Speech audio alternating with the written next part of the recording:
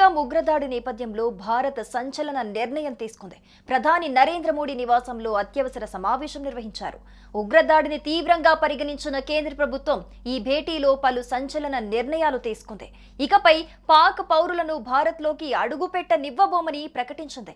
ఇప్పటికే ఇక్కడ ఉన్న పాక్ పౌరులు, పర్యాటకులు 48 గంటల్లో తమ దేశానికి వెళ్లిపోవాలని ఆదేశాలు జారీ చేసింది. భారత్ జారీ చేసిన ప్రత్యేక వీసాలను రద్దు చేసింది.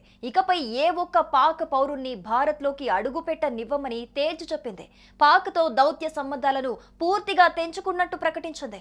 వెంటనే పాక్ హై కమిషన్ దేశాన్ని వీడాలని సూచించింది. అటరీ చెక్ పోస్ట్ ను వెంటనే మూసివేస్తున్నట్టు తెలిపింది.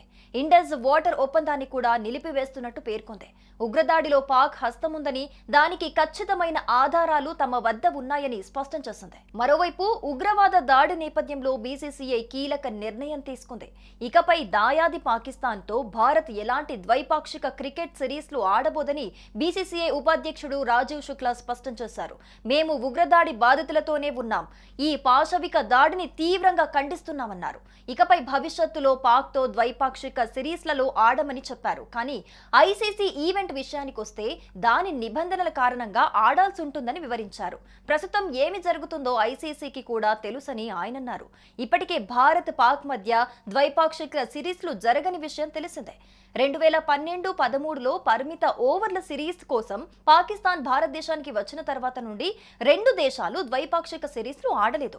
ఇక భారత్ చివరిసారిగా 2008లో పాక్కు వెళ్లింది. ఇక కాశ్మీర్ లోయలో టెన్షన్ వాతావరణం నెలకొంది. ఆ ప్రాంతంలో పెద్ద మొత్తంలో భద్రతా బలగాలు మోహరించారు. జమ్మూ ప్రాంతంలో ఉగ్రవాదుల కోసం పెద్ద ఎత్తున గాలింపు చేపడుతున్నారు. ఈ క్రమంలో అక్కడ ఎన్కౌంటర్ చోటు చేసుకుంది.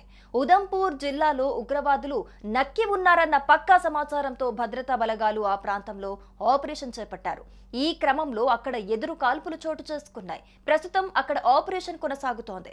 బేస్ క్యాంపుల నుంచి పెద్ద ఎత్తున భద్రతా బలగాలను ఆ ప్రాంతంలోకి తరలిస్తున్నారు. పహల్గామ్ ఉగ్రదాడికి ప్రతీకారంగా పాకిస్తాన్ పై భారత్ దౌత్యపరమైన చర్యలు మరింత వేగం చేస్తుంది.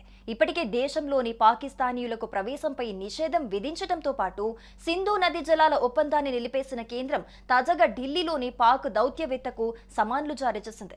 బుధవారం అర్ధరాత్రి దాటిన తర్వాత పాకిస్తాన్ దౌత్యవేత్త సాద్ అహ్మద్ వరైచును పిలిపించి పాక్ మిలిటరీ దౌత్యవేత్తలకు పర్సోనా నాన్ గ్రాటా అధికారిక నోటీసులు అందించింది. అయిష్టమైన వ్యక్తులుగా పేర్కొనేందుకు ఈ నోటీసులు జారీ చేస్తారు. దీని ప్రకారం వారు వారం రోజుల్లోగా భారత్ను వీడాల్సి ఉంటుంది. ఈ మేరకు విదేశాంగ శాఖ వర్గాలు వెల్లడించాయి.